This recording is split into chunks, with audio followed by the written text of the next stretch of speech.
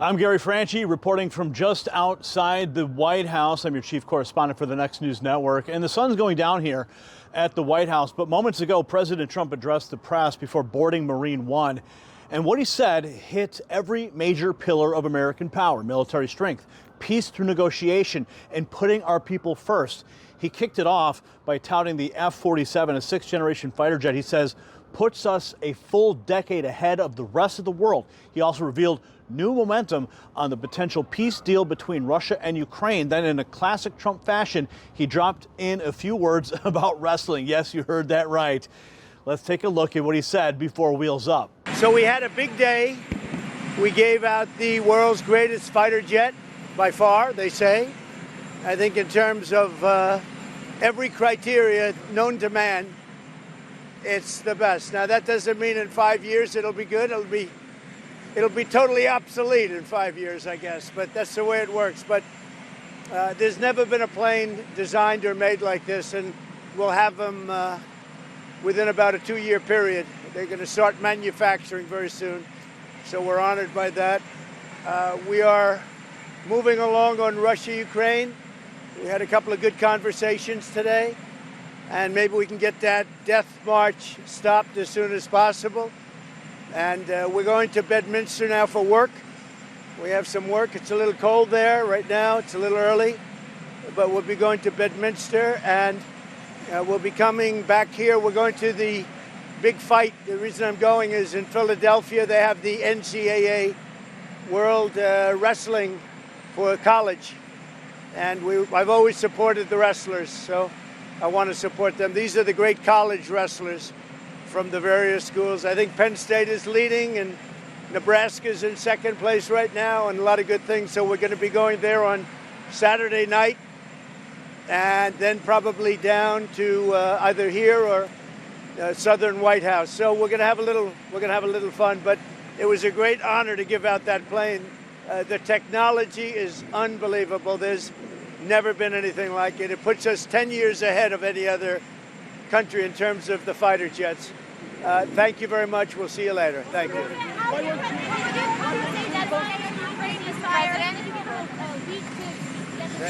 Did you give Putin a deadline for the ceasefire? Not a deadline, but I think we'll have one. I think, they're going at it pretty heavy right now, as you probably saw, both of them.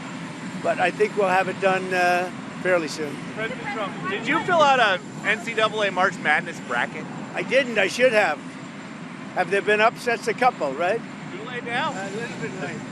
Did you talk with Higgs at I can give you one, but maybe backdated, right? Are you all concerned that anyone on those deportation flights on Saturday was not a gang member or does not belong in that prison? Are you concerned about Well, that? they checked them very carefully. There's some bad people on those flights. Why would you impose sanctions on Russia after Putin rejected your ceasefire offer? He didn't reject anything, and they do have sanctions. They have a lot of sanctions. They have just about more sanctions than anybody. plans for the military? It doesn't sound like this judge, who the DOJ is arguing with today about the deportation flights. He wants to know why the proclamation was signed in the dark, his words, and why people were rushed onto planes. Because we want to get criminals out of our country, number one, and I don't know when it was signed because I didn't sign it. Other people handled it, but Marco Rubio's done a great job, and he wanted them out, and we go along with that. We want to get criminals out of our country. If there was a flight like tonight with these guys, even though it's still being litigated, if there was a flight tonight full of accused gang members and somebody called and said, Mr. President, I know that this is still being adjudicated, but we can get these guys down to El Salvador right now, would you say that that's okay? I would say that I'd have the Secretary of State handle it because I'm not really involved in that. But the concept of getting bad people, murderers, rapists, drug dealers, all of these are really some bad people out of our country. I ran on that. I won on that. I got a margin, you reported it very well. Everybody did. We won all 7 swing states. We won the popular vote. We won everything. And a big part of that was exactly this, getting bad people that shouldn't have been allowed into our country. Biden allowed them in. What they should be asking, this judge, this radical left judge, he should be saying, Why did Biden allow these criminals in our country? That's what he should be doing. Thank you. I'll see you later. Now, back inside the Oval Office, just before that moment, President Trump delivered what many are calling a reset of American foreign policy, and he wasted no time making the stakes clear. He started with Ukraine, and what he revealed caught everyone off guard. According to Trump, a ceasefire is not only possible, it's actively being negotiated. He says that Biden's failures led to thousands of deaths and billions in wasted cash. But now Trump says he's working both sides to get it done. Watch this. And I can tell you I've been having very good discussions, as you know, with President Zelensky and with President Putin. And President Putin will tell you that without the United States, he wouldn't be worried. But he is worried when the United States is involved. And I have to tell you, I've dealt very well with both gentlemen, and we have, I think we have the confines of a deal. I hope we have the confines of a deal. I'm doing it for two reasons. Number one, and by far most importantly, thousands of young people, and they're not American people, they're Russian and they're Ukrainian, are being killed every week, thousands a week. And also the United States has paid, because of Biden, $350 billion on a war that should have never happened. If we had a competent president in this sitting right here, that war would have never happened. It would have absolutely never happened with me. And it didn't happen. For 4 years, it didn't happen. Then came NATO. Trump says before he got involved, NATO was on life support. Members weren't paying. America was footing the bill while getting nothing in return. But thanks to his pressure campaign, he says billions are now pouring into the alliance. And not because Europe wanted it, because Trump made them. So here's how he put it. Listen. NATO is something that I saved. NATO was gone until I came along. In fact, the previous Secretary General, very good man, both of them are good. The current man is fantastic. But both of them have said, if it wasn't for Trump, you wouldn't even have a NATO, because we were paying the cost of almost all of the countries. And now they're paying. I said, we're not going to do this. We're not going to continue.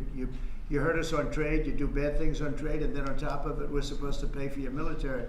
And because of what I did, hundreds of billions of dollars flowed into NATO by countries that just weren't paying. They were delinquent. They weren't paying their bills. So NATO is solid. They're strong, but they have to treat us fairly. And of course, the media couldn't resist trying to stir the pot. The New York Times published a bombshell claim that Elon Musk was shown classified Pentagon war plans against China. Well, Trump didn't just dismiss the story, he nuked it. He said it never happened and explained why showing such plans to a businessman would be reckless. Watch. New York Times report that Elon Musk was going to be shown a 20 to 30 page presentation about a theoretical war plan against China. Why not just show it to Elon? Because I don't want to show it to anybody. You know, you're talking about a potential war with China.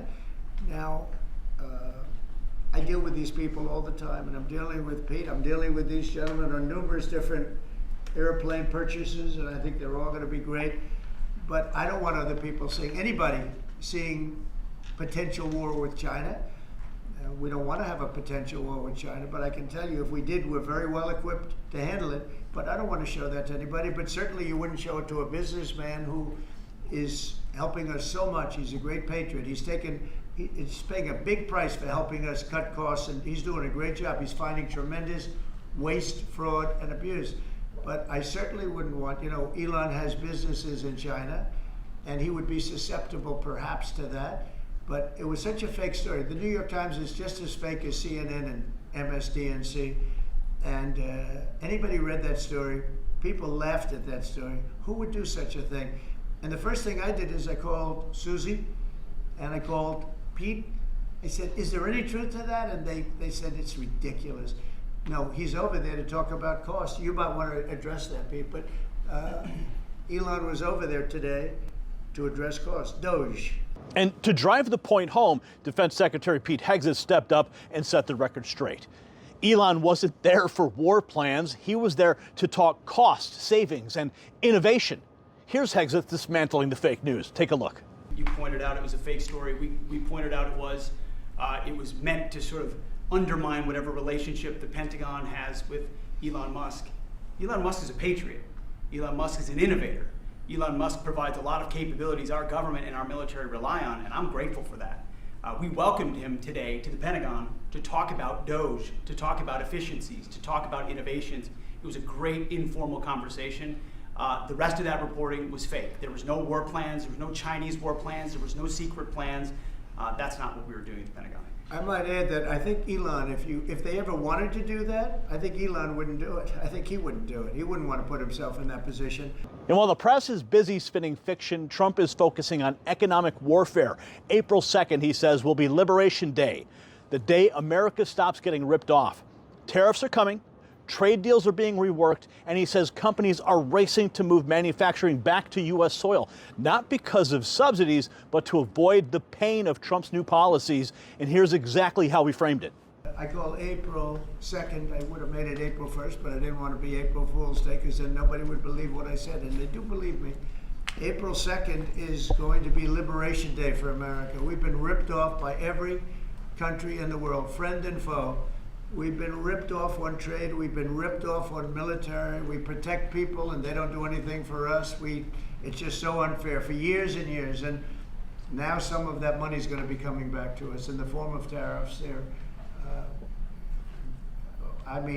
Tens of billions. It's going to be numbers like nobody's ever seen. So NVIDIA announced today, you saw that, hundreds of billions of dollars of investment. The biggest chip maker in the world announced hundreds of billions of dollars of investment. Hundreds of billions, not millions, but billions. They're all coming here. Apple just announced $500 billion worth. They're going to build plants here. You know, they built their plants in China. They're going to build them here. And they're starting immediately. And finally, China. Trump took direct aim at the trillion-dollar trade deficit, the flow of deadly fentanyl, and the need for real relationships with the president of China, President Xi.